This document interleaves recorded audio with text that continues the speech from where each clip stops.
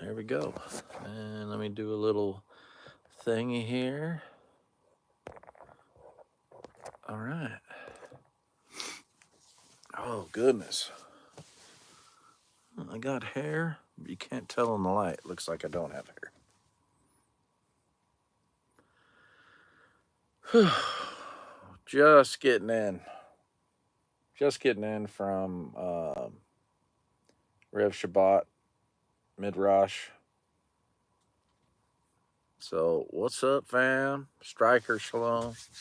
Just getting in from Fellowship. So, late night live.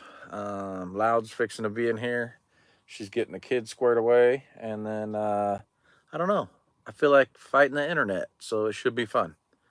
Yeah, we'll just do away with all the BS, Pauline doctrine, false doctrine of demons, whatever you want to call it, and we'll go old school and we'll just nerd out with the word out. How's that sound, guys? Boom! I'm ready. What's up, Nathan? Yeah, man. Hey, Shabbat Shalom, guys. It's a much needed this week. I feel like I haven't been able to catch up. You got anything to drink, love? Party time. I got water. You got water? Hell yeah. Water. About to drink up. Pinkies up, boys. Pinkies up. Boink. Yeah. Got that pank drink. The chicken coop door. What's up, NNY I don't know Prepper? if it was shut for a while, but the freaking chickens were all sleeping outside the coop. What's up, Journey John? All right. All right.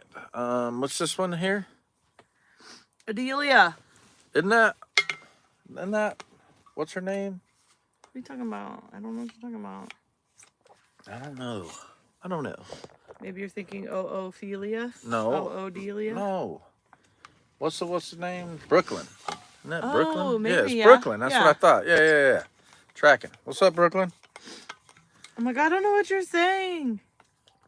Okay, let me get on the YouTube-age. And we're live. All right. What's up, Norma? What's up, Lost Light? What's up? Good looking haircut, Striker Cade says. Oh, yeah, it's copying it doesn't look like I have hair when I'm like this. It looks like I'm like missing it all, but when I've got hair, it's there. It just looks really weird in the light. Somebody get this man a coconut water stat. Yeah, it's good. What's up, Coconut Nathan? water, man. That sounds amazing. Nathan's on. Yeah, Nathan's on. My dude. Striker, Journey Nathan of John. with the shims and hanger, question mark? Yeah. Yeah, maybe. Hooter and Torah, are you going to deliver? What's up, little Joe? How's that Florida weather down there? You know what the weather's like here right now? It is like the Dust Bowl. The air is so dusty and thick Where's my water? that you can see it driving at night with your headlights on. But It looks foggy. Wait, there's some fires. It's not fire, baby. But That's there dust. is fires. That's dust. Look at this. Look at It's this. dust and pollen. Look at this. Dust Bowl. We're not off-secking, but look at this.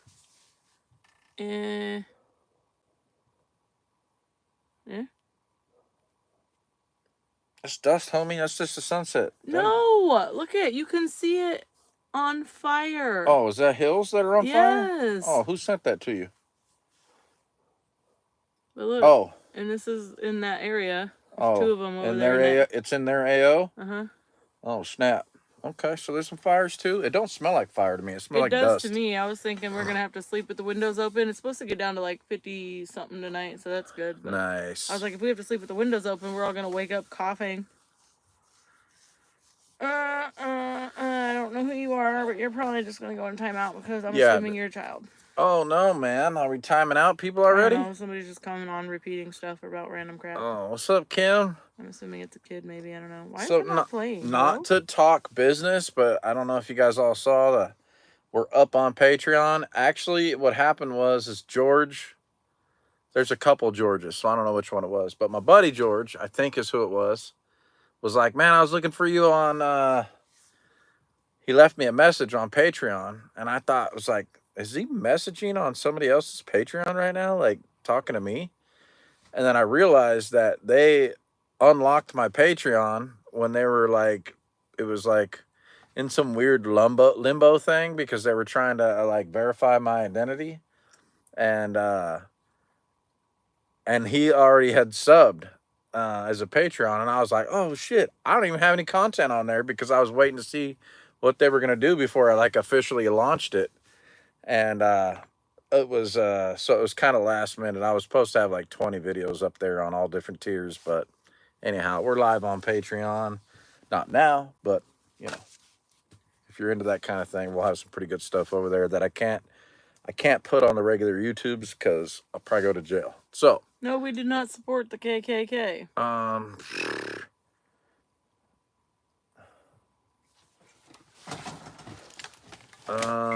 I mean, Dudley does. You're stupid. Ow. Yeah. Ow. So does Jadis. Jadis is all white power. Shut up. Ask him. He'll tell you. What are you guys doing? We're just chilling. It's been a week, so we're just checking in, doing our normal Friday night live. Yeah. Yeah, so I'm ready to nerd out with the word out. We'll get into some Bible stuff, man. We'll just what I want to do? We'll see who can hang out in the chat the longest, and it should be good. I think it'd be cool to just like start going through all of Paul's writings and just like dissect them while we're live. Like handle each little inconsistency, you know what I mean? I was saying it would be fun to go through Paul's writings, just start reading them. Oh yeah. On the lives, and we'll just start freaking dissecting them as we go, and like that way when people come on, it's not like we're just throwing out random scripture. We're actually reading through it, but showing you, like... I don't think we could stay on one on a live. We could do it on a series, but we couldn't... I don't think we could... We could stay on specific verses, but we couldn't read through it. Why? It just... There's too much context to try to do on one. Yeah, but that's what's fun, is you get... It's like a midrash. Because then you get people in the comments able to add in their stuff, and then we get to bounce around back and forth, and like... Well, that's good, Texas T, that you love turtles. Stop it. I'm about to put you in timeout, too. Yeah, put him in timeout. He needs it. Oh, really? She yapping, huh? Black chicken? Mm-hmm. You must not know about me. You must not know about me. Oh, somebody already got it? All we see is your shoulder. Hey, don't be stealing my thunder, bro. It's fine if all you see is my shoulder because I look super rough right now. Oh, yeah. That's because I've been working all week. There and we I look go. like I'm straight balding or something. No, I don't know what's good, going bro. on. It's good. And I don't have my mouth Here, let me just... in. We'll just throw a hat on. Now you can see my face. Now I look like I have thinning hair or something. I don't know. Actually, I've had this same ponytail for like 2 position in days. this. I take it out to sleep and then I just throw it back up. Haven't even brushed it. So we're going to whack a troll probably the rest of the night. It's late night, so we should have, I don't know, 27,000 views in an hour and a half that we're going to be on here because we're going to have all the crazy people on here. So it should be interesting. Vax for life. If they have a name like that on here, like Vax for Life, No, it says Facts for Life. Oh, Vax for Vax for Life. That's way cooler. Or gay anything, automatically just no. No, Facts for Life is totally an awesome name. Is because it? they're Well, just like, screw email, we're gonna fax each other forever. Yeah, Facts forever. I think it was Facts of Life. Oh no, it's Facts for Life. Yeah. Whatever. I'm a Christian and just joined Islam. Not here to spread hate, but you both seem like lovely people. May God gift you Islam. And may Yeshua bless you. Yeah, there's definitely... Yes, Yeah. we are married. Allah's not the God. Sorry. Yeah. Well, even if he was, you're still missing out on the most important piece because Yeshua says he is the way and the truth and the life and nobody goes to the Father except through him. So if you don't go through him, then you don't get the Spirit of God to dwell inside of you to teach you how to walk with God. Go in the house, son. Good night. Go in the house. Good night, you crazy. No, go in the house. You're not going to be out here limping around like that. Go in the house. It's bedtime. Yeah, get a new blanket. That's good. Uh-oh, you guys need help? Who? Hooter says rotted tree. What? Got down by the wind. Where's it at? I don't know. I'm saying, do we need Shabbat Shalom, Olympia? Bible Unleashed, Bible Stories Unleashed, Deep Bible Stories, only on YouTube. God bless you. I don't know if this is a shameless plug, but yeah, we're going to do some of that here. We're going to do the nerd out with the word out kind of thing. It should be fun. Should be really fun. Listen, I don't want to wear shoes right now. You don't have to wear shoes. We're live, dude. You can take your shoes off. I'll take my boots off. Dude, I'm just over it. I'm so over being upright right now. Oh, what's up, wrenches? Shabbat shalom, bro. We've been just going and going and going. We get off one, we like finish our day job, and then go over to the freaking new property. Or we go help somebody or whatever. Or I just live at the new property all day and then try to get home and manage my normal life here in like an hour a day. Stuck on you. Can I ask a question? One thing about this is that you don't have to ask if you can ask a question. You could just ask the question. You just did it, so right. I think you can. But if you're inappropriate, you will get raptured out of the chat quicker than you can type. I don't know what that means. Yeah, if you're gonna just type on D nuts. Things are fine, guys. Bless you. Okay, look, hit us up right there. You know what I'm saying? Good Shabbos. Oh my gosh, remember? You remember? Huh? What? We don't roll on Shabbos. Yeah, that's awesome. I love that. I love that. What does buckets refer to in your channel? Prepping, food, preparedness, storing food in buckets. Okay, yeah, all kinds of stuff though. I mean, I started painting in my career as like in the trades. I started painting, and you paint out of buckets, so just part of my story. Why is it important to God for us to live by faith? Because he can only do anything through our faith. If we don't have faith, we take it all into our own hands and make a wreck of everything. So faith it's part of a witness, is when you step out in faith because you love him and trust him. How do you know if you trust somebody? Right? You have to have a little bit of faith. And you have to blindly trust, which is faith. Mm-hmm. So you have to do that with the Father and his provision and blessing. And I'll tell you what, though, there was, we were about to buy a car and have a $700 freaking a month bill on this car because we felt like we were kind of out of control and we needed something to go right. And we almost got this freaking car on a loan, and we didn't. He canceled it. I was like, nope, not doing it. And all of a sudden, this house came available. And meanwhile, we're just like, you know what? This is an impossible situation. We will never in our own power be able to get a house.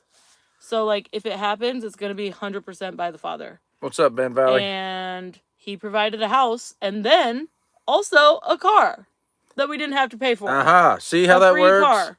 So, a really nice free car. And now he covered both. We have a house, which was impossible, and we have a new car with no payment. And we would have wrecked it by just getting a car on a payment. You know what I mean? So to me, walking in that faith gave the Father the opportunity to do in our lives what he was planning on doing. And we can go like Sarah. And she was like, oh, he said we're going to have a baby, but I can't have babies. So go be with Hagar and like ruin all of like the plan. Right. Yeah.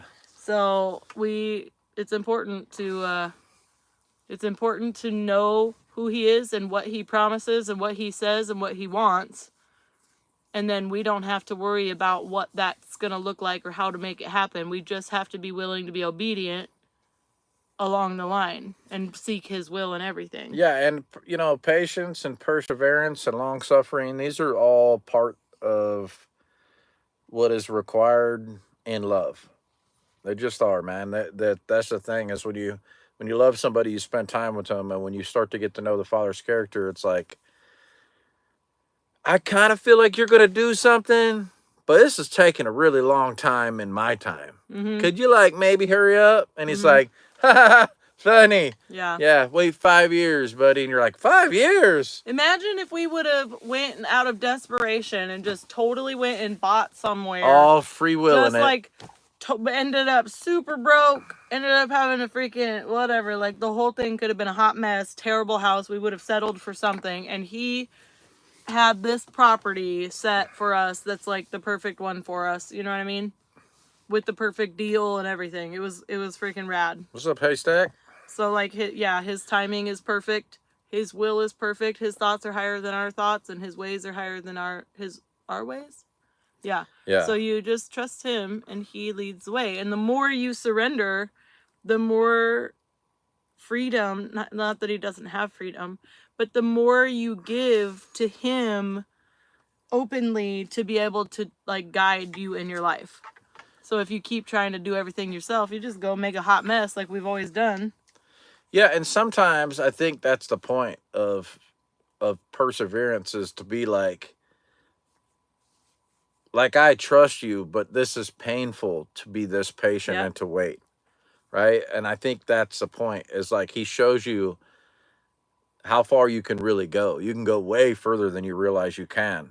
And I think that's kind of how he builds our character in our walk, you know? It's just There's a a trip. song I really like.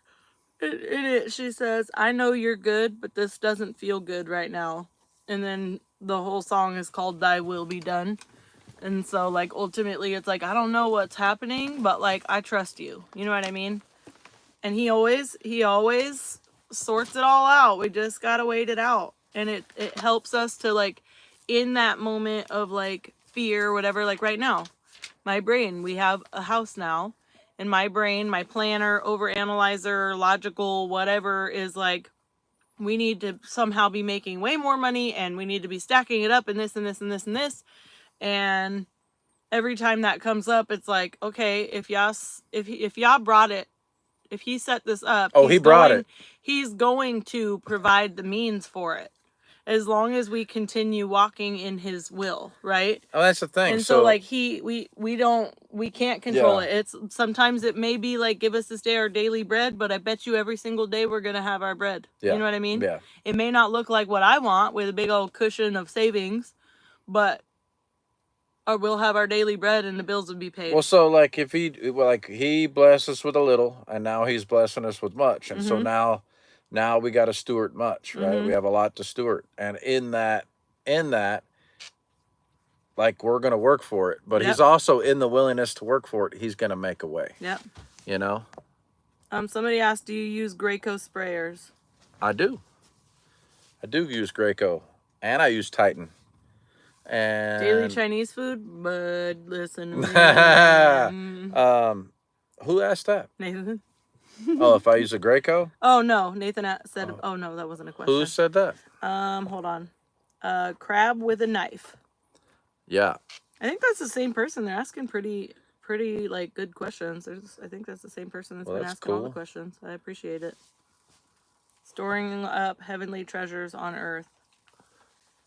No, definitely not. Well, heavenly treasures on earth. Yeah, I'm not. Yeah. There's nothing. Are we stored up here? Heavenly treasures. Can we store them? I mean, I guess not. But what is our whole duty here? No, we can. We can store up heavenly treasures because there's rewards. While we're here there's on rewards earth. To your walk. But I'm saying, like, we're still benefiting the kingdom. We're still enjoying we're still in the kingdom. We're still like 100%. I think that the place that we're going to have now is going to be an opportunity for people we meet to come and fellowship and do feast days and Sabbaths and like learn what it's like to do that with people and learn how to people, because peopling's hard. Like, it's super easy on the internet, you know, like in theory, but like day in and day out, it's hard. And there's a lot of learning curves on managing expectations with people. And I think that if you get to know people are just people, and we're all fallible, we're all broken, we all got our little quirks, we're all, we all fall short in different ways. We all have different gifting and talents. We're all over the place, right? But when you start to realize that people generally, we all have a whole lot of stuff that's pretty basic, that we all can relate to. You stop being so harsh on other people. I'm harder on me than I am other people, by far. And it's because I recognize other people's stuff as like, we're just people. We're like, maybe we're broken in this area and he's still mending us. It just depends. Well, I like to look at it like we're all a bunch of foster kids who grew up in, like, foster homes or whatever where we weren't treated properly, and we all have our own defenses and things that we've learned and adapted to. And then all of a sudden we get like adopted by like a loving dad, and we like don't know how to handle it. And then like you want to act out? But then we're like living with get that water. charger. Then we're living with other foster kids who have also come with their own you need your charger. Who have also come with their own triggers and protections and defenses. In or something? I think so. I think so. You're gonna have to try it. Olympia says she went to try to get Chinese food. It was over $50. Ours is $47.60. Yep. And it's for 5 of us. So maybe next time you're here.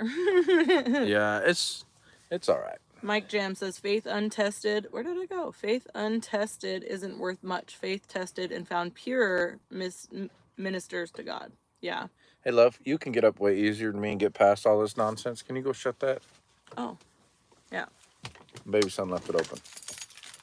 Also, can you move that heater out the way? No. Yeah, can you grab me something to eat? No.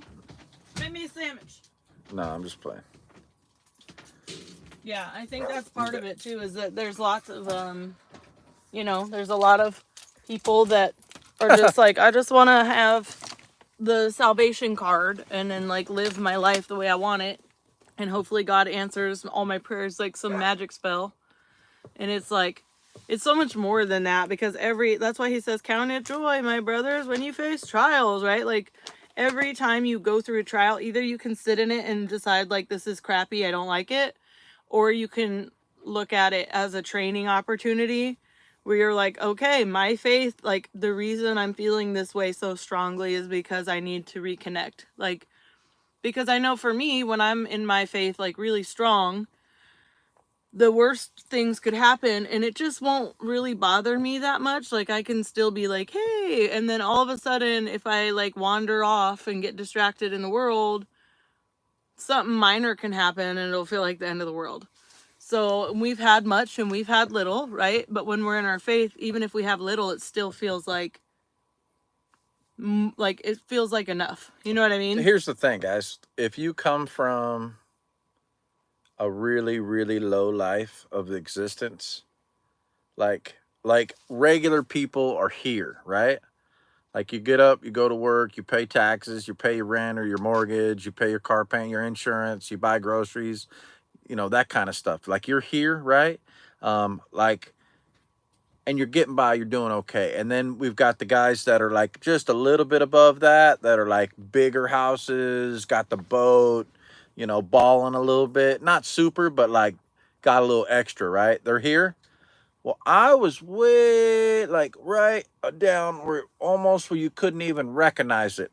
Subhuman by far. And I lived at an existence in that life on this planet for an extended period of time, where the only people who noticed you were the police. And that's because they wanted something to do. I mean, the bottom of the barrel of human beings, the bottom. When you live at the bottom, everything above the bottom feels like you're on top of the world. Started from the bottom, now we're here. Yeah, for real. And so it's easy to find joy, when you come up a little bit, right? And then it's like, we own this camper. We don't have any payments on. We get to live in this camper. We get to move it around wherever we want. We own this camper. It's our camper. It's our house. And the thing is, it's like, and then as you grow, like life gets bigger and bigger, and it's like this house thing is like, yeah, it's a wonderful, huge blessing. And it's something for us to steward. And I think that in the house. Nope. What? Nope. What? I have my legs are barely hanging on to their balancing. I can't do that. No, you put your arm on it and shifted the whole thing. Oh, I'm breaking you? Yeah. Sorry. So in the house. Breaking my leg, it's just another level, right? And so like from where we came to where we're at is light years of where we've survived at. I wouldn't say we lived. We like survived down at the bottom, right? And so like it's just another part of our testimony. And so like if you don't know like where you're at on your road right now, it's okay. It's okay. Just trudge that road of happy destiny. And if you know what I'm talking about, you know what I'm talking about. You're going to get to that next level eventually. Just don't stop growing and going forward. Heather says, reporting in live from the Inferno. Oh, what's cracking, Miss Heather? Also, Nathan, I was going to say the same thing. Like, peopling isn't No as hard punning. when it's, like, your people. You know what I mean? When it's your people, you don't feel like there's that, like, I don't know, like, stress, I guess. It's not as exhausting, which I've found that, like, I used to try to fit in with people I didn't really fit in with, and it was What's up, always Jimmy Carr? exhausting. Shabbat Then I started shalom. finding my people, Yeah. and I could probably hang out with my people 24/7 and be just fine. I'd just be like, I need to go away for a second. This lighting feels weird tonight, doesn't it? Hold on. You gonna sneeze? Watermelons. You can't take it from me. It didn't work. I win. Oh man. So yeah. Life is like gold. I hate crowds, but the crowd at the Ruckus was so cool. Okay, but listen, the first day I got there, I was cooked. Like, it was a lot of peopling, and like by the time we went to my friend's birthday dinner, and I was just like totally schmelted. But then by Sunday, I was like, what's up? But it just took a while because I didn't know who like most people were. It was like a lot of new faces. I like felt uncomfortable like that. I didn't know where I fit in because I didn't know anybody yet. It was like I felt like I hid behind Jody a couple times. So men's retreat, the Ruckus, deployment, they all kind of have a lot of the same flavor for me, which is basically an opportunity to witness and to do righteous stuff. And so I think that's lifting people up that are down low, getting your, iron sharpening iron, doing the right thing for the right reason. Like, all these things are like kind of the SOP for my lifestyle now. Pretty much, if I don't do that shit, I start withering away, because I truly believe in like helping people all the time. Because if you're just sitting in your own head, I'm not saying like if you're just sitting around feeling sorry for yourself, but if you're just sitting around feeling sorry for yourself, get out of yourself and help somebody, and help people without any expectation, not even a thank you. You're not getting that. That's not why you're helping them. You're helping them because it's the right thing to do, because they need help. That's it. If you get a thank you, dope. You know what I mean? If they help you later on, super cool, but not necessary. Not necessary. And don't. That was such a weird enunciation. Necessary. Necessary. No, that's not not the right necessary. Word. Enunciation, yeah. Necessary. Not necessary. Watermelons, yes, yeah. You have to catch it in time. If you know that they're about to try to sneeze, then you can say watermelon. It'll usually stop. But he said it after it had already got to the point where it was going to come out no matter what. But it just makes them go like, what the heck? And then they lose sight, and then they get distracted and forget their sneeze. It's actually kind of annoying, though, because, like, you'll be mid-sneeze, and you'll be, like, so excited for it, and he'll yell, watermelon, and I'm like, dang it! Oh, goodness. Revival in Howe, Texas, next week, March 19th. I don't know how to talk on here without spitting little fireballs out. Nah, just let this be its own. Yeah, we don't need to do that. I know, no. Okay. Leaving someone with a stuck sneeze. Yeah, it's like you just stole my sneeze. You know what I mean? It's not real, man. It's just a little. It is real. It's not real, bro. Try it. Sounds like witchcraft. It's real. You want to get rock piled? It's real. It's you not, can steal somebody's sneeze by distracting them. You can't do that shit. You're about to get rock piled live. I stole Jacqueline's sneeze yesterday. She didn't know that was a thing. Did you use watermelon or something else? Elephant. Sounds like voodoo to me. Yeah, see, that's what I'm saying. It literally is just your brain processing. It's not, like, bro. What the hell is that? What did you just say watermelon for? It's not. Plus, I don't think you can get me with watermelon anymore because my brain doesn't go. You know what, though? My brain did question, why did you say watermelons? You want to know what I was thinking about? Oh, see, inappropriate. Watermelons. Little Joe's like, let it ride, bro. I'm like, okay, I'll let it ride.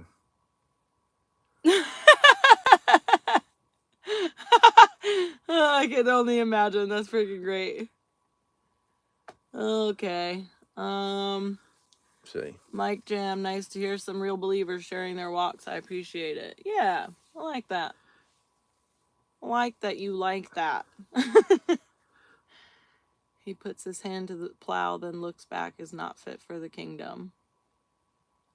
Yeah, like Lot's wife looked back and turned into a pillar of salt. So don't look back. I know it's hard when we used to think about like, oh well, we used to What's have up, cars. Tommy Luck? Shabbat Shalom. We had cars and houses and all that, and it's like, yeah, but the Father saved us from the life that we were living. You know what I mean? Yeah. And so I feel like a lot of this walk has been like, He's given us traits, skills, like gifts, and we've learned how to misuse them in the wrong ways in the world. And then like as we grow, he like strips us of that and it's like, you're not allowed to use this anymore. And then all of a sudden one day he's like, okay, now it's time to like resurface this thing, but we're gonna do it properly. Bro. Like we had a house, we had cars, we had all the things, but we weren't using it properly, and we had them for the wrong intentions. I feel like I had like an army of Harleys and like full kit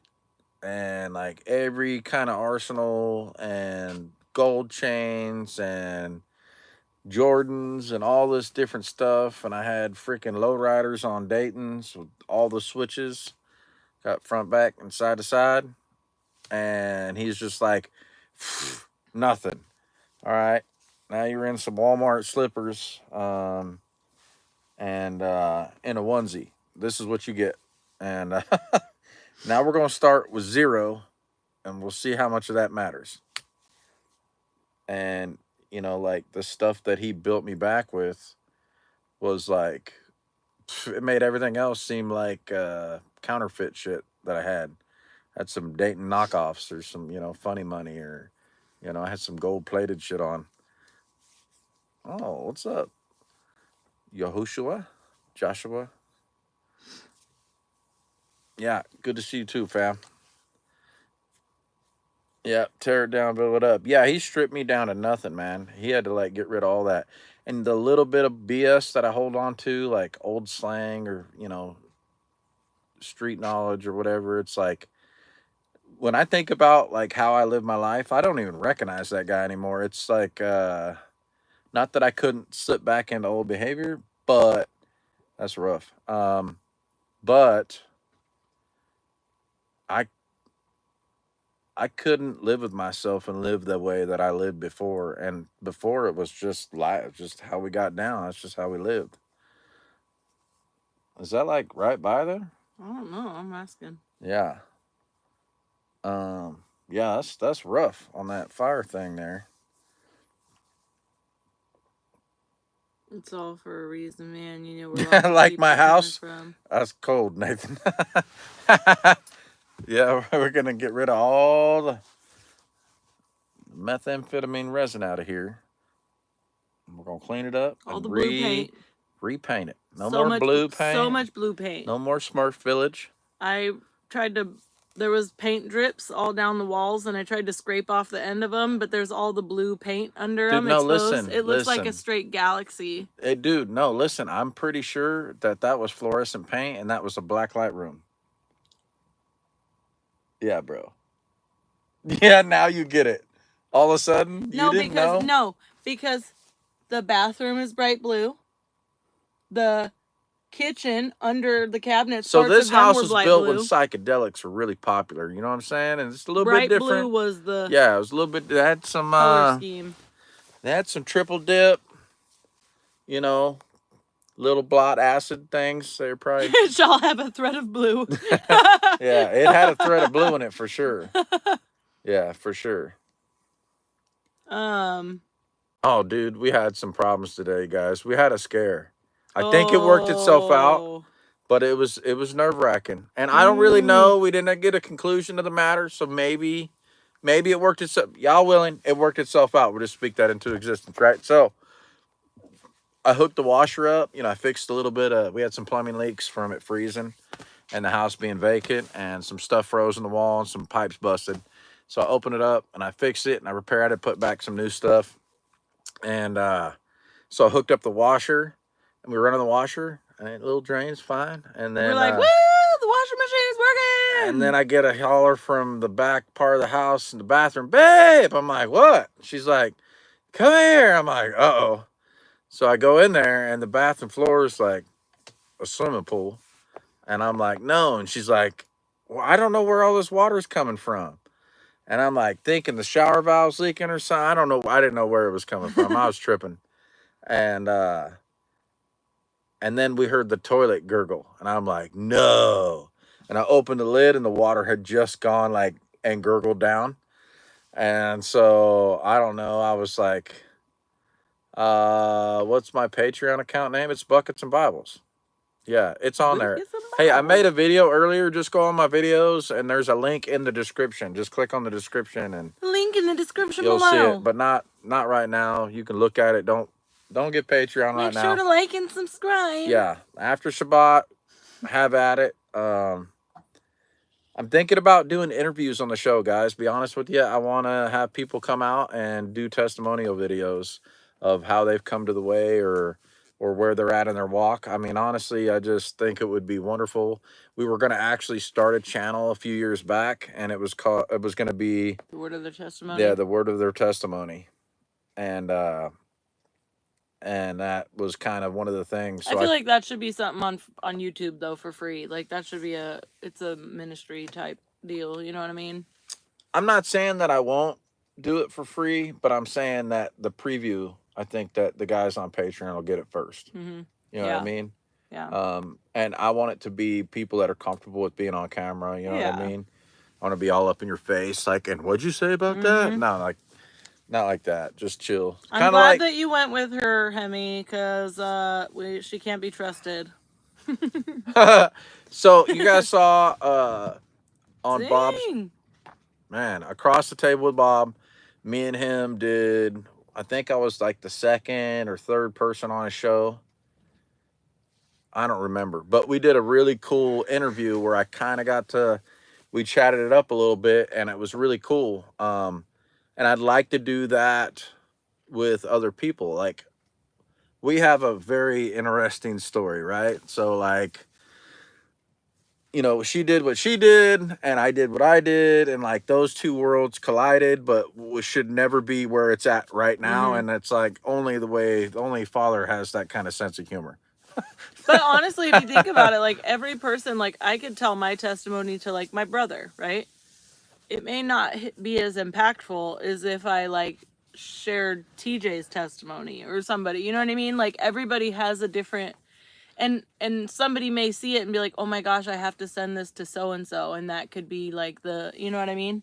Like just testimonies explaining like, I used to be like you, whoever you are. Like I want to have such a wide variety of people, because we have people that were raised in the church. We have people who were, you know, Satan worshipers. We have people who are drug addicts. We have, you know what I mean? Like all kinds of different people from different walks of life, and they all came to the same truth in their own walk, and it's freaking rad. We got people in the way that didn't believe in anything, and then like heard the truth and was like, nope, I believe in Yeshua, and I believe that God's real, you know, and like that.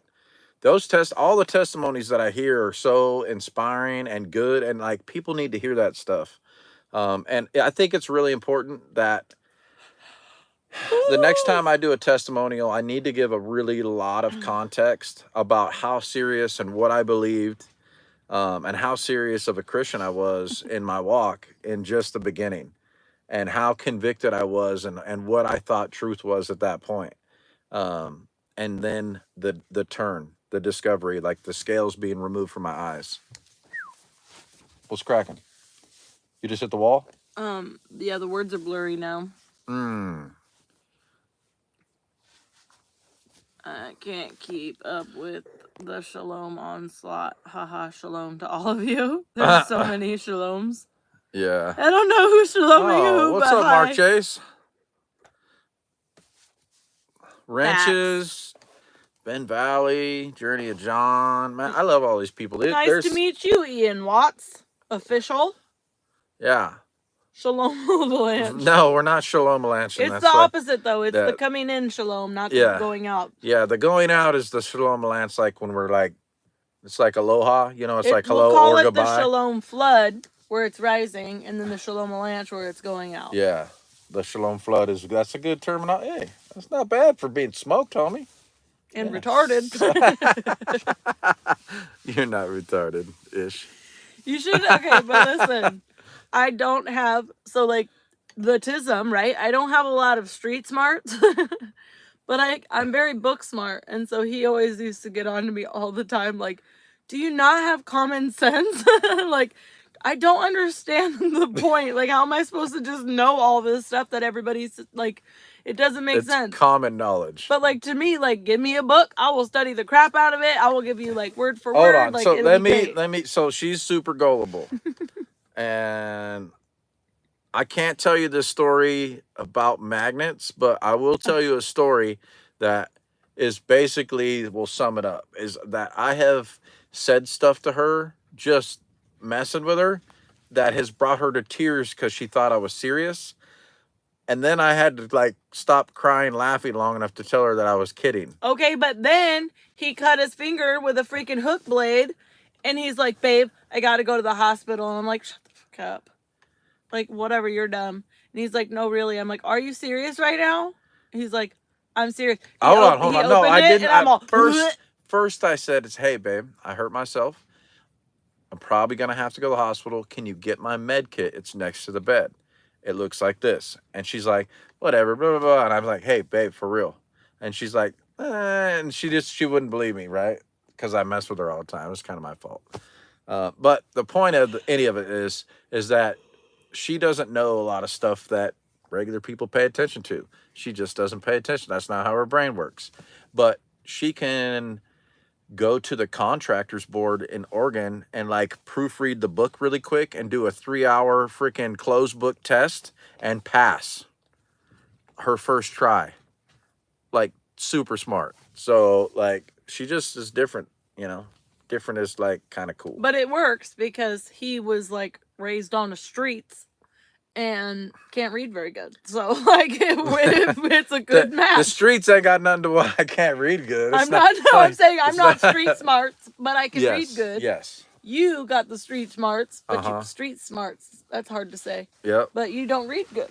So we put together and we make one flesh. Yeah, and so the fact that I have some severe learning handicaps when it comes to like words and reading, it's not even just reading. Like I can't say words that are going into a text message like without it being weird sounding because you stuck. Ow! Ow! Wait! What is that? I got you.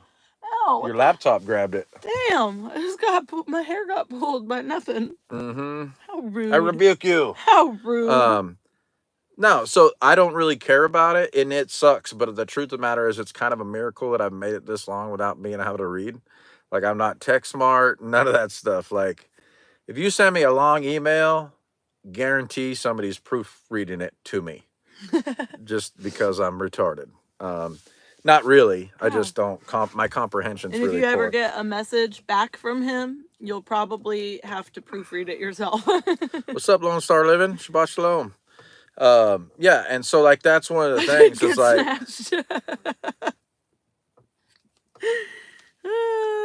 yeah, and that's one of the things is like I have always struggled with that. Matter of fact, it's always been kind of my Achilles heel is like if I get a good standing job because I seem regular, right? And they automatically assume that I can do like Office Excel spreadsheets and shit like on construction stuff. And I'm like, I don't even know how to turn the laptop on.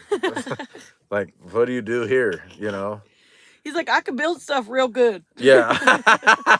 Yeah. Like, and it's like, so like all of my learning in life, I've memorized everything. So like the parts in the word that I'll read on camera is because I have it memorized. The parts that the scriptures, even if I don't have the words memorized, I know the verse that says what I needed to say.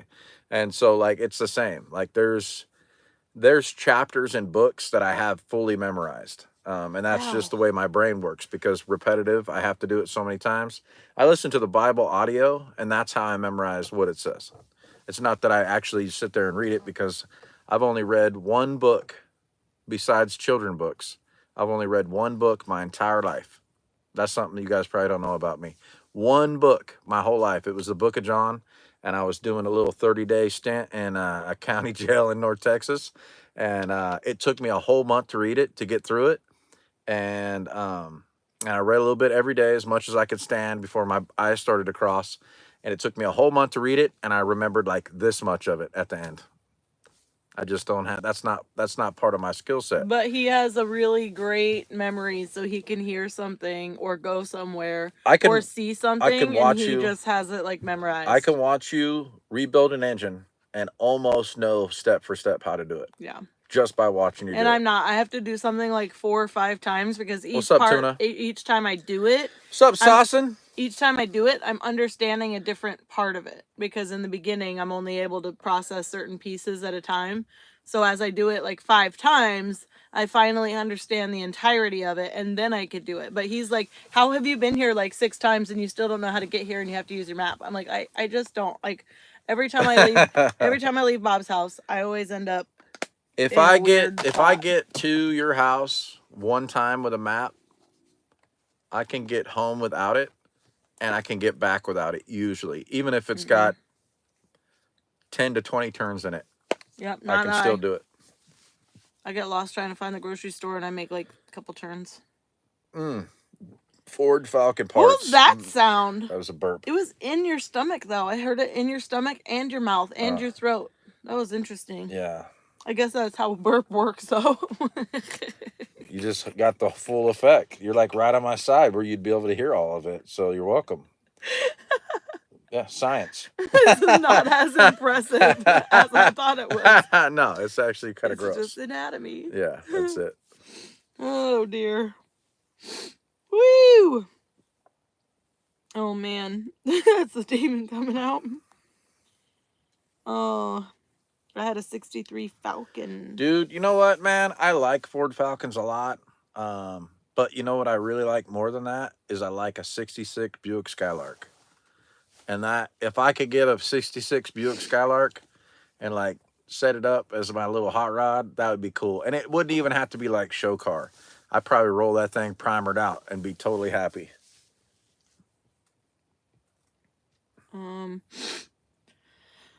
Sometimes my dyslexia makes interesting messages. It's so funny because like I know how to read his messages, right? Peanut Butter Falcon. Peanut Butter Falcon. Yes. I know how to read his messages, right? But not everybody else does. Yeah. TJ does. He finally got the decoding. He's like, I'm pretty sure I got what you were saying. That's how he'll respond to me. It takes training. But it's funny because like every once in a while he'll be like, I don't understand why this person is confused. And then I go and I read his message and I'm like, oh my gosh. What is the none of this makes any sense? Also, I did a commo video and how important communication is, and that texting is not a good form of communication. It's actually a terrible form. It's like for an emergency quick something, like if you just need to say like hi or hey, can I borrow the lawnmower? You know, like it can't be any more deep than that, because if it is, it needs to be a phone call or face to face. You just can't have the context of anything serious via text or email. You can't, because you can't. 90%, and you'll hear TJ talk about this too, 90% of communication is nonverbal, which means it's eye movement, body language, voice tone, like all these different things that we use to communicate clearly with one another, right? Also, if you suck at people, and you're probably not great at communicating. See, and I'm the opposite. If I have to talk, I get like nervous. I get frazzled. I can't come up with the words fast enough. I get like, just like overwhelmed. But in a message, I can take the time to like proofread, re-edit what I'm trying to like summarize, get to the point. And I had to learn how to do that, because if you get a text message from me or an email, it's going to be like this long, okay? But that's after I've trained myself to edit it So it would have been like this long, because to me all the words are important. I mean, sure, you can understand that just from me like sitting here on the thing, but I'm definitely more of like, I would rather be texting somebody or messaging, so I don't have to actually like come up with the words on the spot, and I can remember what they are over time. I forget words a lot. Oh man. So who is shalom? Shalom just means rest. It means peace. Rest. Shabbat is rest. Shabbat is rest. And shalom means peace. In Hebrew, it's just like a greeting. It's like shalom. It's like, what's up? Shalom. Like, peace be with you. Peace be with you. Or when you leave, you could be like, peace, homies, shalom. Yeah. Same thing. Timothy Smith, long time no see. Oh, what's up, yo? Yeah, so and I think for me, it's better for me to be able to communicate face to face. I read people's body language and eye movement, voice tone. I'm pretty good at that, and that comes from having to like live street life, because that's all you can know right away if somebody's faking the funk. If they're like pretending to be something they're not, whether that's happy to see you, or if they're trying to act super tough as a defense mechanism, or whatever. You just start learning all that stuff, like the guy that always promises he's going to come through and then never does. Like you know those guys, and you know them by their character. It's just part of a skill set that some people acquire in their journey. It just happens to be one of mine, and so that's how I communicate with people. Kim, same. I have all this information in my, I don't know if you were saying that or if you were like saying that in my view, but it felt like it was in my view. I have all this information in my head, but I can't get it out of my mouth for sure. That's why the studies, I did one video, I think, or maybe two, that wasn't like a study. Like, I do the studies, I take months, I research every verse, I go dive rabbit holing, and then I kind of arrange all the notes to be in order so that I can stay focused, so that when I do make a video, I can go in and stay on track without adding all the extra stuff. Because to me, like, I'm gonna need, it's not a script necessarily, but like, I feel like it gives me the ability to like stay on track. Yeah, another thing too is if you recognize the Spirit, right, the Holy Spirit, if you recognize the Spirit on people or in people, you can recognize if there's truth, if there's a light in them. And I think that's one of the tools that the Father's blessed me with, because I remember I was at men's retreat, and I saw a dude there, and it was like he looked different than everybody else, and then I recognized, oh, it's that he doesn't know, right? He doesn't really know. He's showing up because, fanboy and whatever, because there was something that attracted him to the us, right? To the whatever, or TJ or whatever. There's something that attracted him, but he's so out of his element because he doesn't know the Spirit. And so you recognize that, and then it gives you an opportunity to go witness. And a lot of times, if you just spend a little time with those people, they have questions that you're answering that they didn't even know they had, and they just naturally will come to the way, because the Father didn't call them there by mistake. They didn't show up on accident. It wasn't by chance, Kim, I'm not sure. I have to do the cussing thing because it's been brought up multiple times. I have to do a study on the cussing, if Something's it's going on in the talking chat. about actual cussing or if it's talking about actual cursing and like vulgarity, you know what I mean? But that's come up quite a bit, so I have to do that. It's just about when I'll be able to have the time to sit down and do it. But I'm hoping, with it being Shabbat and all, that I may be able to spend some time out in the shed doing some studying. But I'm assuming that'll be the next one. But it does take a while to do the studies. Even just on, like, wintertime, I think it'll be easier, because in wintertime, there's not really a lot to do. And you could just kind of, like, hang out in your bed, you know what I mean? And study all day. Hospice is involved as today, her dad. Yeah. Hospice is involved Today I found a way to fly. Just hope I can make it before it's too late, if you know what I mean. Hey Sheila, let's all pray for Sheila really quick, because I know she put it in one of the comments on a video recently for prayer, and I've prayed for her, but let's just do it as a people, because I think that's important. So Father God, we just pray that Sheila can get there in the right time. And there is no wrong time, Father. It's your time, and we don't get to pick what that looks like. So we just ask that your will be done, and that you give her peace and wisdom and clarity And comfort. and comfort and love, and let her light shine on her family. And we just thank you that she has the opportunity to even go and be there in the capacity that she can, Father. So thank you for making a way. And we bless her on her travels, Father. And we ask all these things in Yeshua's name. Amen. Amen. Love you, sister. Let me see. Why is it bad to swear? I think that's well, it depends, because there's words that are like mistranslated and stuff, and people make entire doctrines out of them. I'm not against, like, if I found out that cussing was like a sin, right? I would watch it. I would do better. But because in my beginning of my walk, I like studied into it, and it, like, from my interpretation, was mostly talking about like crude jokes and actually cursing people.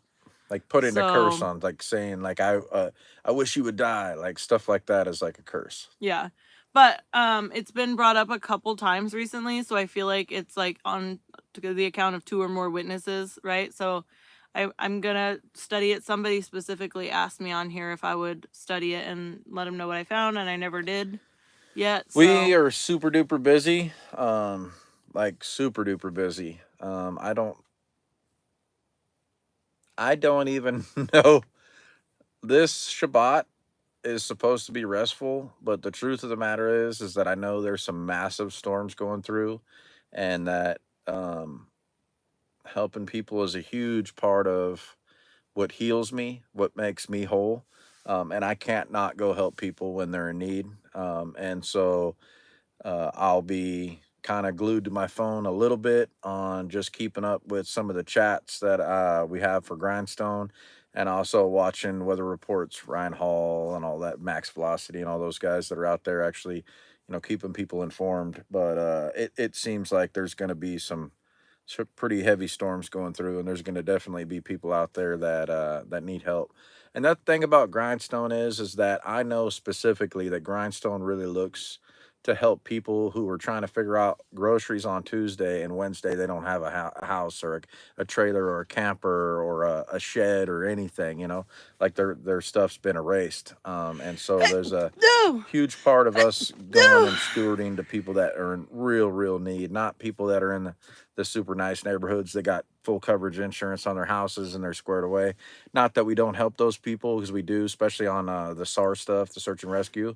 But once they're squared away, we know they're covered, right? So we'll help them the best we can, but we really tailor to people that don't have anybody that's looking out for them, or praying with them, or stopping, or making sure they ate, or making sure that somebody's there to walk through all their stuff. And like, a lot of these things is we get testimonies out of these, how they prayed in the middle of the storm, and the kids were in a bathtub, and the bathtub flew 50 feet with them in the tub and landed, and all the kids were fine, and everybody made it, and the house is gone.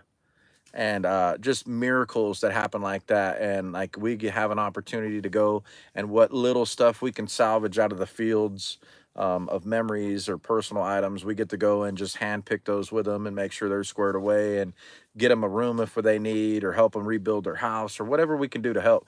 Grindstone does a lot, because a lot of especially when FEMA gets involved, FEMA will go in, and they'll assess stuff, and their job's basically to delegate government funding.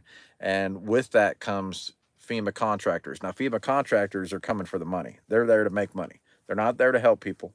That's not what they're there for. They're there to make money. And a lot of those contractors that come around in those storms, they'll say, yeah, well, we'll fix your roof, and we'll just bill your insurance. And so they fix the roof, and they charged the customer $25,000, and their payout was only $50,000. And so all they have is a roof, and there's no windows. Their house got half flooded. And so they have no money to actually rebuild anything, but they got a brand new roof that the contractor just ripped them off, because they don't know any different. And they could have got better funding or a better way, or we could have put a roof on them for them. And there's just a lot. So like helping steward people through stuff like that so they're not getting burned either is another part of it. Nicosaurus says, I like Christians even if we don't agree. Palmetto says, we don't agree with most of them either. Yeah. We're not modern day Christians. And I'll give you the instance. There's a lot of new people on here. So like, we believe in Jesus, and we believe in the Holy Spirit, and we believe in the Father.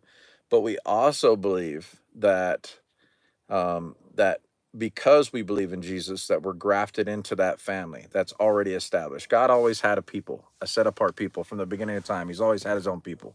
And the people's name is Israel. And in Israel, there's 12 tribes.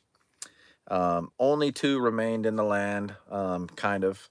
And that's Judah and maybe Benjamin. But the house, the lost house of Israel, the 10 tribes, they were scattered amongst the nations, and that's what the Bible says. And in that, if you believe in Jesus, we believe in Romans, what Paul's talking about is being grafted into an already established thing. And I think that is how we recognize who we are, is that we're grafted into the house. He believes in the old gods like the Odin and stuff like that. We don't believe in any of that. Yeah, so we don't mess with that. We believe that there is one creator of everything, not just like specific gods all in charge of different things. We believe that one God created it all, rather than there's a God for fertility, and there's a God of here's the sun, the thing, and is there's like, a God of rain. Those are demigods. Those are gods that are part angel and part real. What are they called? Nephilim? Well, the Nephilim were giants, but they were probably inbred from the... Yeah, they are that too. So that's not quite the same thing. So we're talking about the creator of everything, not just these little demigod things that people want to worship. There's nothing there for you ever. That's not, you're not worshiping the one true God that created everything. Elohim is the oldest God. Yeah, for sure. Yeah, and all the other made up man story and tradition isn't backed with historical facts. A book that's got like 1,500 different authors in it, or whatever it is, or I remember it's like 150. I don't remember what it is. That all kind of coincide. That's been written over a huge span of time. That's still all meshed together. That's divinely inspired. It's just a different thing. Also, in modern day Christianity, this is my biggest thing with that, is in modern day Christianity, they don't have a biblical definition of sin. And so you're kind of left with this weird gray area of, well, if I don't feel convicted, then it must not be sin. And that's not really biblical. The Bible says that my people suffer from a lack of knowledge. And that's basically it, is if you don't understand the first part of the Bible, you can't really understand the newest part of the Bible. And that's just the failure point in modern day Christianity, because if you read the first part of the Bible, you really, really comprehend the rest of it.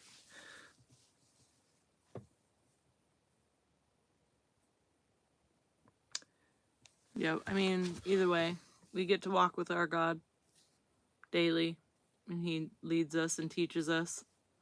Old or New Testament? Both. Oh, it's maybe they're talking in the chat. They might be talking in the chat. Yeah, so there's one Bible, and it's not old and new. It's the beginning, and then there's the end, right? And so people get that twisted up, and a lot of that comes from having Pauline doctrine, which is taking Paul's letters, his epistles, and taking those way out of context and creating a new religion that doesn't coincide with the old part of the book, like the oldest parts.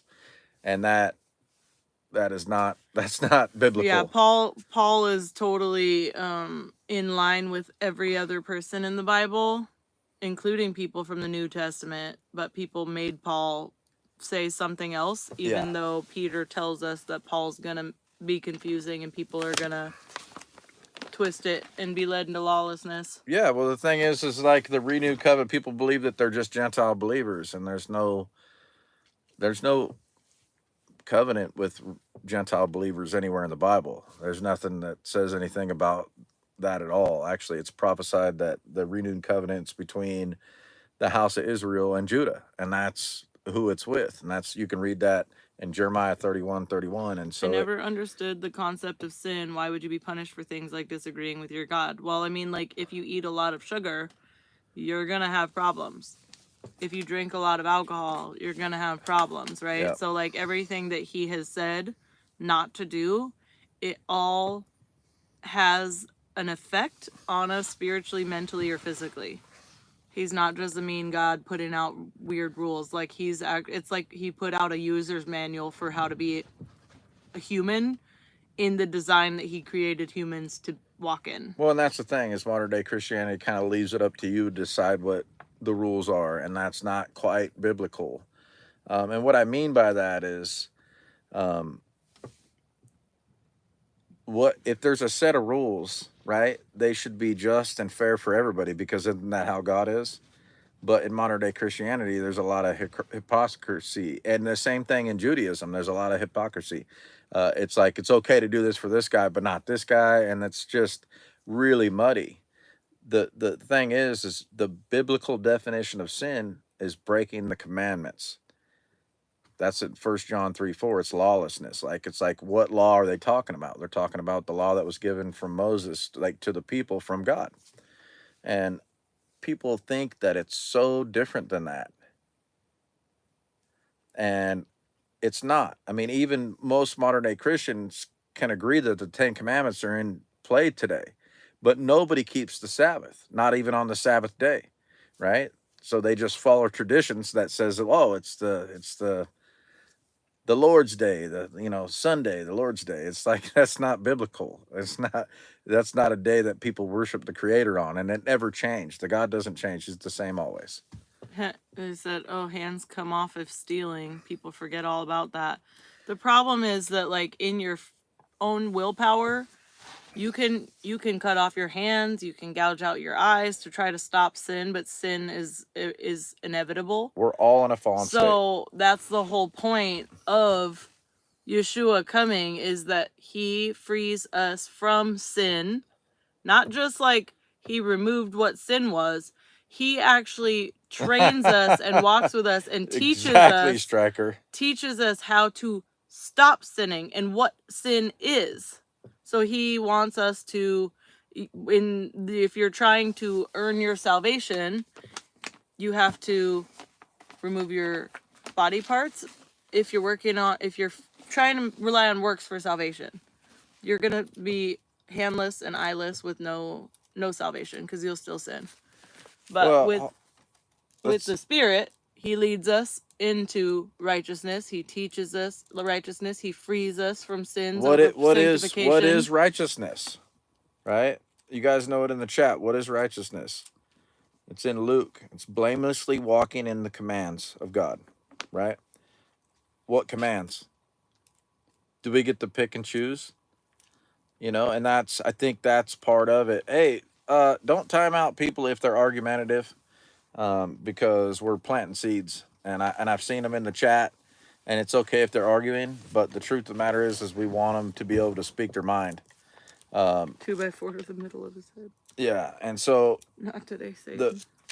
The thing about it is don't subcontract your faith to what we're saying. Read the word and see what it says, because 1 John chapter 3 verse 4 tells you what sin is clearly in context. And I don't think these people are even Bible people at all. No, it's okay. I think they're in a different religion. So coming at with the Christian versus. No, okay. We don't knock every other religion. We can just test ours against every other religion and find where it's wrong. Yeah. Well, I mean, what religion are you speaking of? Because the Bible has been proven to be true. We're not talking about Christianity. You're talking about Christianity, which was way late in the story. Mm-hmm. We're talking about the creation of the earth. Yeah. And everything in it. We're talking about the Torah in the beginning, right? Let's read it. We're not talking about Christianity. Christianity is a way further down the road, like finishing of another story that had already started. So we're talking about Bible in here? Israel. Yeah. Go to Genesis 1. We're talking about creation. Let's go to Genesis 1. What about India? What about India? Genesis 1. India, which is wonderful. There's like some 27,000 different deities there that you can worship. That's So which one's right? Which one's right? It's just like Christianity. There's probably a bunch that you have to 42,000 different serve for different denominations. things. Yeah. Just like how they used to do whatever to try to Read the beginning. Have Just babies read the or beginning. to try to get rain on their land fire or it up, whatever. because this is truth. And that's not our truth. We don't have to protect it. It just is. What? Read it. In the beginning, God created the heavens and the earth. Keep going. The earth was without form and void, and darkness was over the face of the deep, and the Spirit of God was hovering over the face of the waters. Keep going? Yes. Just keep reading it. And God said, "Let there be light," and there was light. And God saw that the light was good, and God separated the light from the darkness. God called the light day, and the darkness he called night. And there was evening, and there was morning the first day. And God said, "Let there be an expanse in the midst of the waters, and let it separate the waters from the waters." And God made the expanse and separated the waters that were under the expanse from the waters that were above the expanse. And it was so. And God called the expanse heaven. And there was evening, and there was morning the second day. And God said, "Let the waters under the heavens be gathered together into one place, and let the dry land appear." And it was so. God called the dry land earth, and the waters that were gathered together he called seas. And God saw that it was good. And God said, "Let the earth sprout vegetation, plants yielding seed, and fruit trees bearing fruit, in which is their seed, each according to its kind, on the earth." And it was so. The earth brought forth vegetation, plants yielding seed according to their own kinds, and trees bearing fruit, in which is their seed, each according to its kind. And God saw that it was good. And there was evening, and there was morning on the third day. I'm going to keep going? Yeah. And God said, "Let there be lights in the expanse of the heavens to separate the day from the night, and let them be for signs and for seasons and for days and for years, and let them be lights in the expanse of the heavens to give light upon the earth." And it was so. And God made the two great lights, the greater light to rule the day, and the lesser light to rule the night, and the stars.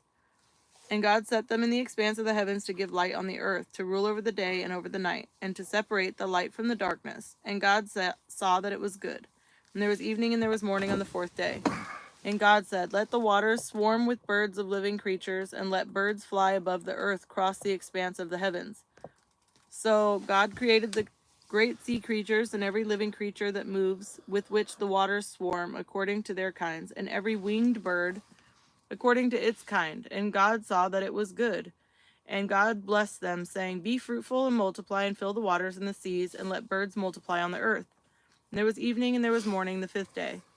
And God said, "Let the earth bring forth living creatures according to their kinds, livestock and creeping things, and beasts of the earth according to their kinds." And it was so.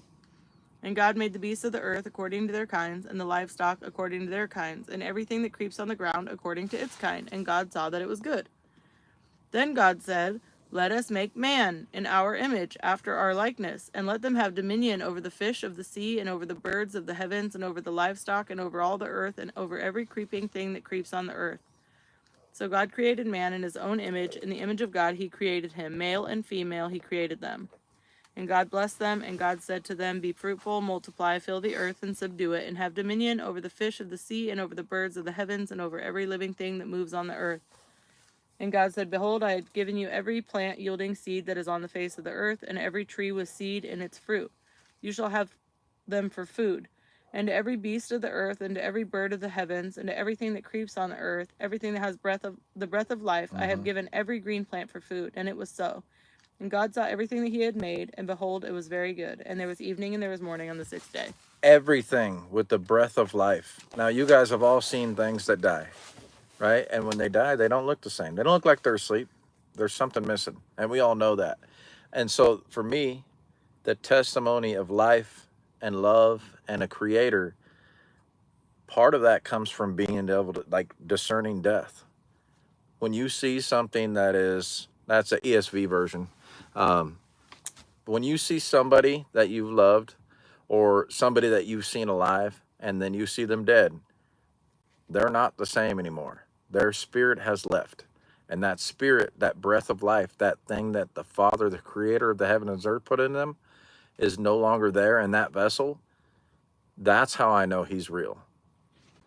That's how I know there's way more than this bag of flesh and like the way that trees and everything. There's no possible way there's not a creator of all this.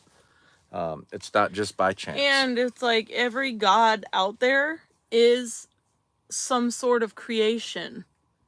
If God created everything, including the angels, right? Including the fallen angels, including the freaking, like, Adam and Eve, humans, whatever. Like, oh, Buddha was a dude, right? So, like, why do we make, it says they worship the creation rather than the creator? Buddha was a 600-pound dude talking about discipline. No. So, there's a lot of creation that people worship. And he specific, like, he created them. So why do we worship what he created rather than who created them? You know what I mean? So anyways, don't worship people or some weird made up gods is the point there. My eyes are melting. That's all right. The angels existed before us. Hold on. I didn't see that one. That's so dumb. What a dumb question. It's a bot. Let me see. That is where our part begins. We are not the beginning of creation. We are a footnote of a book that spans long before the angels existed before us. That's right. Who said that? Where'd it go? Desert Jack? Desert Jack. Coming with some fire. Yeah, everything has to be perfect for us even to exist. That's right. Yeah. It's a miracle. The chance for us to be created as we are is an absolute miracle. And that he knows every hair on our head. And he knew us before we were even in our mother's womb.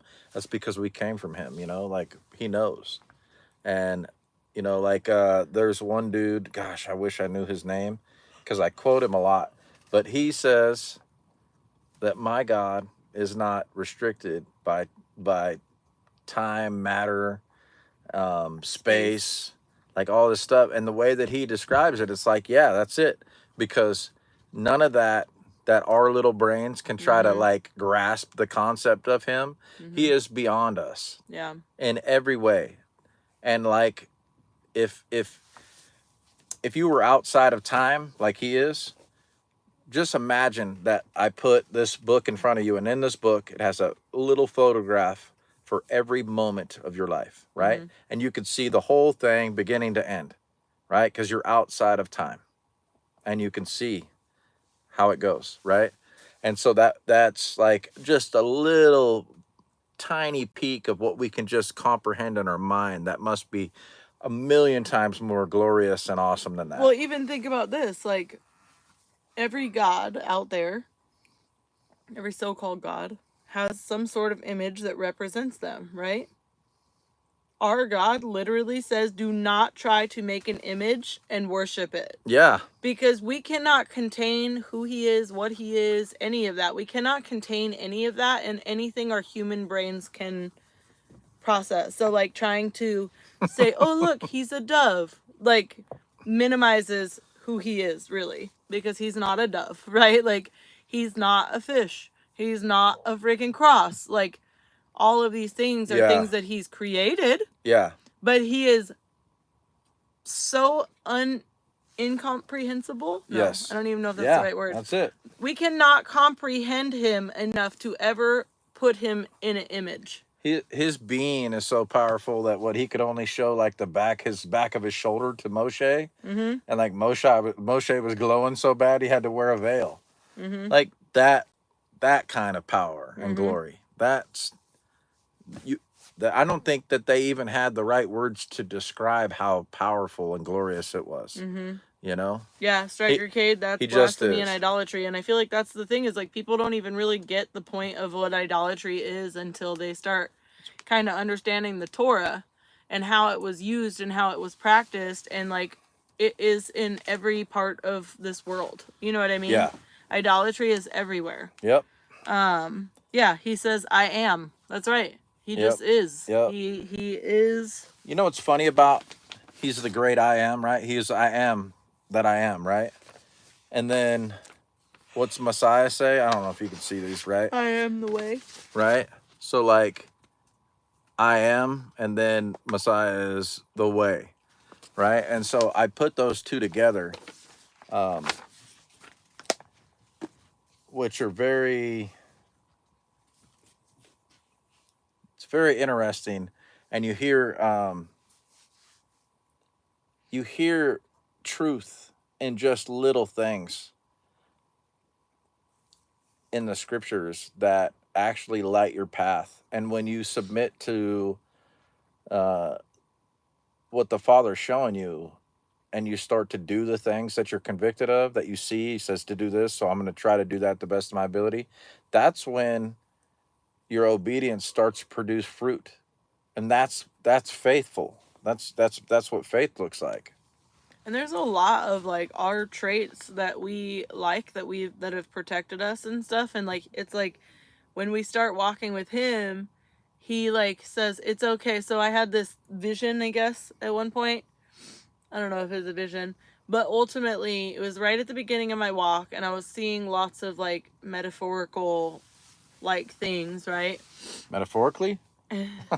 And I remember like specifically that I was like watching myself, and it was like I was holding on to all this stuff, and God had his hand down for me, and I was like, I can't let go. Like I can't get your hand because I have all my stuff. And he Oh, was like, if you would let it go, I would grab you and your stuff. You know what I mean? And it was like he was trying to carry me and free me from the burden that I was carrying, but I was like, I can't get to you because of my burdens. And he's like, bro, I got you. You know what I mean? Like it was a really cool thing, but like we do have those traits and thoughts and all this stuff that are just they wear on us, and they actually keep us separated. And so as we grow, he starts revealing these things and like chiseling all these stumbling blocks, I guess, all these issues that we have. He starts chiseling them away so that we can walk with him. And it's kind of hard because we don't know how to do righteousness, okay? We don't know naturally how. And I've lived in the world, and like it goes against everything I've ever learned, everything I've been taught, like everything that the world has ever shown is against what the Father says. So like having him try and chisel away all the damage that the world has done on me is freeing, but it's hard. You know what I mean? Because you have to constantly be aware of all your issues, but eventually it does get to a point where you're like, oh, okay, that checks out. Cool. Like you're like, okay, cool, let's work on that. Like, okay, I see how this is affecting stuff. Let's work on that. Like you feel like relieved. It's when I can't hear him, I feel like is the worst. When I can hear him, I feel like he loves me, right? Because it's like whom he loves, who he disciplines or whatever. yeah. And so I'm like, okay, he still loves me, and like he's still walking with me. So just because we hear him doesn't mean it's always happy go lucky, awesome prophetic messages. Sometimes it's like, hey, this sin is causing a ruckus and you need to get your poop in a group. Yeah, well, and that's the thing too, is that's the sanctification part of being discipled, right? And if you don't allow the scriptures to guide your path and the Spirit to help you with discernment on that, then you're just kind of guessing and floating around, and that's not really that's a common thing in the world. It's not even like a narrow gate or a path that few find. That's like there's a remnant, right? And few. It's like the way is narrow and few find it.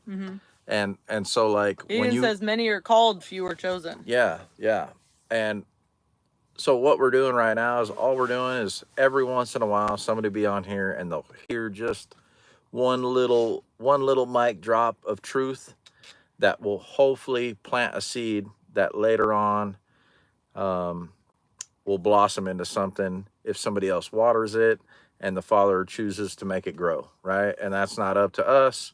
we're just planting. We're just planting our asses off. That's all we're doing right now, because we found what we believe to be as truth in the scriptures. Yep, Psalms 119. The longest Psalms in the whole book, 119. All about keeping the law, too. It's a phenomenal one. I love it.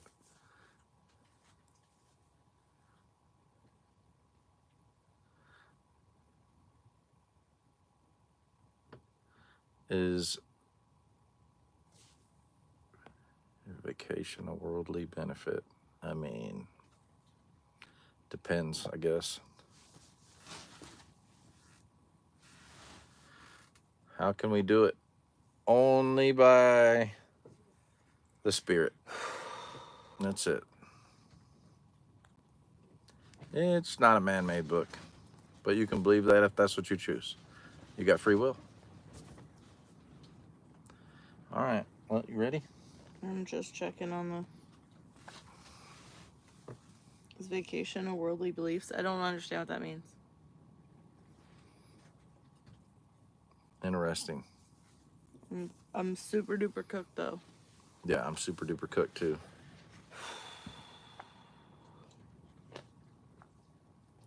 Between Bear and watching his Romans 8, then catching your live, y'all got me questioning a lot tonight. Well, yeah, I mean, there's a lot to question. I'm just saying, like, I don't know how you feel about, like, so that's the thing. Systems, but there's a lot to question. You should question who told you what the Bible means. Who told you that, right? Who told you that the law is done away with, and that's for the Jews, or that's for those guys? You know, who told you that? And that's a wonderful thing that you said, Jay, because that's the truth, is that truth is going to question your belief system. When you hear it, you're going to say, well, do I actually believe the scriptures, or do I believe what man says about the scriptures? And so proof text it. Do not subcontract your faith, man. Read it and understand that the whole book is going to mesh together. It's not going to contradict itself. If it does, just research it. If it does, it's probably just Paul's writings, and they're really hard to understand if you don't know the first 5 books of the Bible, and you don't know what's prophesied about Messiah and about things to come, and that who the renewed covenant's with. There's so much there, man. And I think that's really important, is that you need to pray. You need to read it and then do what it says to do to the best of your ability. And you're going to receive the increase when you start to do the things. Chirp Life, the Bible does not actually have so many contradictions. People just make it say that it does. Yeah, but they're just improperly translated, or it's used out of context. Yeah. People have totally been trying to corrupt the word since creation. Yep. You know what I mean? Satan was literally the beginning of the fall of the whole world, was literally Satan saying, like, did God really say that? Yeah, I'm pretty sure he actually just meant this. Word trickery, right? Yeah. So, like, don't think that the adversary isn't out there working on people, trying to get them to, like, be lawless people. Why is Satan considered the lawless one, right? Why? Or why do they use that verbiage? Yeah. Because there is no law. And why does it talk about that the love of many will grow cold? Because the increase of lawlessness? Because the law shows us how to love God and how to love people the way that the Father created us and intended us to use those things. It is the instructions, right? What's the Bible stand for? Basic instructions before leaving earth. That's what I mean. It's instructions.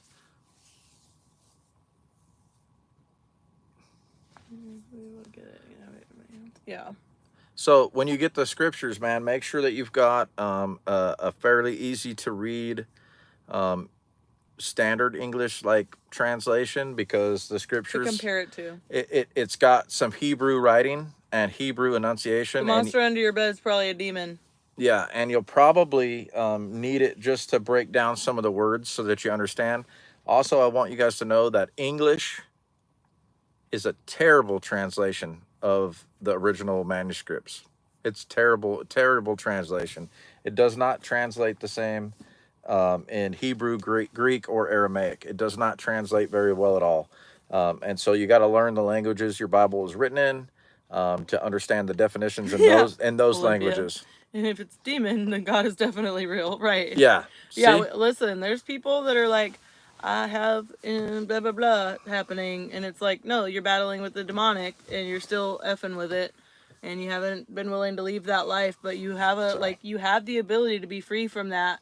You just have to like stop putting yourself in that place, you know. And it's hard for some people to leave that life behind, and they just want to dabble and stuff, and like, I don't want to participate in that. You know what I mean? My kids are like, let's watch scary movies. I'm like, nope. No, we're not doing that. Why? I used to spend so much time in Why? fear. Where does fear come from? Yep. Does that come from the adversary, or does that come from the Father? Because there's a healthy fear. God has not given us a spirit of fear, but of peace, love, joy, or something in a Yeah. soundness or Yeah. something. Like, You know you the should words. fear God and work out what your work out your salvation with fear and trembling from the Creator, not the created. The problem is a lot of people that don't believe in God don't even know that it's demons. They think it's like some Their other buddy. stuff. They Yeah. think it's their buddy. They Yeah. love it. Yeah. They embrace They're like, that. oh look, it's my dead aunt. Yeah, it is. It is. It's ludicrous because people. It's easy to believe to lie. That's what it is. It's easy to believe a lie, and it's really hard to believe the truth. Hey, another one that does a really good breakdown on Paul's writings. I don't know if you guys heard the channel. It's Passion for Truth Ministries. That dude's doing a breakdown of Romans chapter by chapter. He does a really good job on the stuff that I've seen so far. I'm not going to say it's like perfect or spot on, but he does a really good job of breaking down Romans in layman's terms so that we can understand it just as regular folks. And I like his presentation. He does a really good job. So Passion for Truth Ministries, really good teaching on Romans. I don't know how to pronounce your name, but in my mind, I'm reading it as CC Sis. The problem is that every Bible is going to be different because there's translation errors, there's copyright laws. Yeah, copyright infringement. There's freaking people like the history of how the Bibles have been translated is just corrupt. There is like the way that I research is I look at verses, and if they seem to contradict something else in the Bible, I'll go in the Blue Letter Bible app and I'll click on a specific word, and it'll show me all the other times that word was used. And I like puzzles, so I can go in and search for different words and see which ones are used where, and like kind of come to an understanding of what they actually are. But it's really hard to find like a good Bible. I think everybody kind of tends to go to the scriptures. It's called the scriptures version. That one's kind of hard for me to read, but I feel like I am aware enough of the like corrupted doctrine in the Bibles that like I read my ESV, but I'm aware of where there's errors. You know what I mean? Yeah. Like I'm not, because like there's a part in my ESV that literally says, "Thus he declares all food clean." And so when you're reading that as a believer and it says straight up in the Bible, all foods are made clean, you're like, damn, okay. Like it makes sense because even Peter's vision, you know, like, and ultimately like the interpreters or whoever made the ESV just added that part in. So anyways, there's a lot of mistranslation and verses used out of context. And I feel like it's important to know what truth is. And Yeshua says, sanctify them in truth. Your word is truth.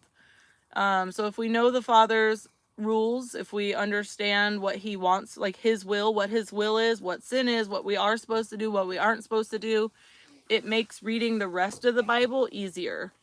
Because when you run into something where you're like, well, if that's true, then that contradicts this part of the Bible, that you know that that's something you need to you need to study a little deeper. Yeah, so New American Standard Bible is been one of the ones that I've used for a long time. One of my things that I don't like about that translation is that if you've got like YouVersion Bible app, which is a really good one, it's got a whole bunch of translations on it. The problem is when you listen to their audio, every time it starts, it's like, this is copyright of the Lockman Foundation. Mm-hmm. And I'm like, man, I hate that they're doing that. They have to say who they are. We're looking for the Creator and his word. And that's the problem when you have copyright infringements on stuff. And so what happens is if you translate the same exact, this is what it translates out of the original manuscripts, word for word. This we concur, and we've translated it. It says the same thing. Well, you can't have that copyright because somebody's already copywritten it. And here's the thing: is what ends up happening is people will say, okay, well, I can't say the same exact thing that they said. So every so many verses, they have to change the verbiage. And then you start getting a little muddy in translation, or you start missing whole verses out of the Bible. And if you don't think it happens, dude, try It's a different lot. it happens a lot, and it's sad. And so I like the scriptures. And it's weird stuff. Like when he says like these demons only come out by prayer and fasting. Like I think my ESV takes out fasting completely, which to me would be a very important part. But they just removed it for why? Like the most important part. Like what is the point of removing it? Yeah. Yeah. No. Jody, the scriptures version does not say anything about thus he declared all foods clean. Because it wasn't, and I've researched it in the original Hebrew. It doesn't exist. It's in parentheses. It's not actually in the translation. They just put it in parentheses. That's not, and he clarifies what that vision was about if you keep reading the rest of that. No, he was talking about something else. That was during the, it's not what goes into your mouth that defiles you. Goodness. And then it says, thus he declared all foods clean. Yeah. No. So, yeah. That one's bad, too. His Bible is called The Scriptures. Yeah. It's from, let's see, ISR, the Institute for Scripture Research. And it's just called The Scriptures. What is bad with tarot card readings? Tarot card is witchcraft. Yeah. That's all it's witchcraft. Like divination. Divination, yeah. And it's highly frowned upon. You're going to allow the demonic into your life. You start messing around with witchcraft. You mess around with that stuff, and you're going to cause the Father to war against you. There are things that displease him, and then there are things that are abominations to him. Like we are Olympia said I did tarot 100% witchcraft. Yeah. And honestly, when I had my first mental breakdown, like I was looking into chakras at the time. There isn't a right version. You just got to do the best you can with what you got. Yeah. You just got to know what truth is. And typically they don't really modify much of, like, the Old Testament stuff I feel like is pretty like simple. They don't really twist a lot of it, but the New Testament stuff is really up for debate. They kind of make it say whatever they want. James, they indoctrinate it. Yeah, King James had some political stuff with how it's translated, and also the these and thous, man, nobody talks like that anymore. And I think that's also though why I have a hard time with the scriptures, because there's words that like I just don't like. It's a whole lot of words. Maybe it's like instead of the altar, they call it the slaughter place or whatever. Yeah. And instead of like the disciples, what do they call them? The taught ones. The taught ones, yeah. Like it's just there's words in it that make it harder for me to kind of flow through it. But it is good, especially as like if you want to it's a really good translation. It just uses, it's like when you talk to somebody who's autistic and they use like giant words all the time. And you're like, can you just use simple words? It's like, that's how I feel when I read the scriptures, is like, it's autistic. Old English is brutal, man. Super duper. Super duper. I got some Old English tattoos on me, actually. I used to drink Old English. Remember that? Did you ever have a 40? I don't know what. Oh, yeah. Yeah, some oldie. Yeah. Man, I'm out of it, guys. Yeah, that's it, man. I think we're going to have to wrap it up for tonight. Well, shalom alanch. That's it, guys. We're going to have to get off here, man. I'm smoked. We do get on here for the new people. We do get on here every Friday night. Don't get tattoos, for sure. Tonight was a little late because we had a gathering. We had a Bible reading potluck thing tonight. Yeah. So we were Midrash. A little later tonight than normal, but we do go live every Friday night. Shalom, Norma. I would say read a Bible. It's important to read a Bible. Otherwise, you could be falling into practices that are not of God. And it's important to know who God is and what his character is and what he expects of you and what he promises and all of that. Yep. He has standards for his people, and you should know what they are. Mm-hmm. All right, guys. Shabbat shalom. We'll catch you guys next time.